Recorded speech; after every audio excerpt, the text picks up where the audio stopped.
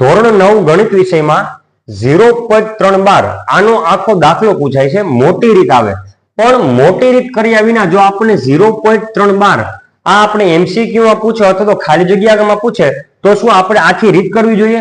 તો કે ના. તો આને એક શોર્ટકટ છે. શું કરવાનું? 0.312 બરાબર ખાલી જગ્યા. તો શું કરવાનું? તો કે 0 હોય પછી પોઈન્ટ હોય અને પોઈન્ટ પછી તરત જ કોઈ આંકડા ઉપર 12 હોય તો કે અહીંયા મેં જે બોલ્યો એ કન્ડિશન છે. તો શું કરવાનું? 3 છે તો 3 એમને ડાયરેક્ટ લખી નાખવાના. અને બીજું શું જોવાનું? કેટલા આંકડા ઉપર 12 છે? તો કે એક આંકડા ઉપર. તો 1 9 લેવાનું. હવે જો આગળ સાદરૂપ થાય તો કરવું પડે. 3 એટલે 3 1 3, 9 એટલે 3 3 9, ઉપર 3 નીચે 3 કેન્સલ, તો જવાબ આવશે 1/3. આપણે આ મોટી રીત કર્યા વગર આપણે જવાબ મેળવી શક્યા. હવે બીજો દાખલો એમ લે 0.4 ઉપર 12 બરાબર MCQ પૂછાય ખાલી જગ્યા. તો શું કરવાનું? 0 છે તો કે હા, પોઈન્ટ પછી આંકડો આપીને તરત જ 12 લાગેલો છે તો કે હા, તો આમાં એ ટ્રીક લાગુ પડે. શું કરવાનું? 4 છે તો 4 એમને મૂકી દો. છેદમાં કેટલા આંકડા ઉપર 12 છે?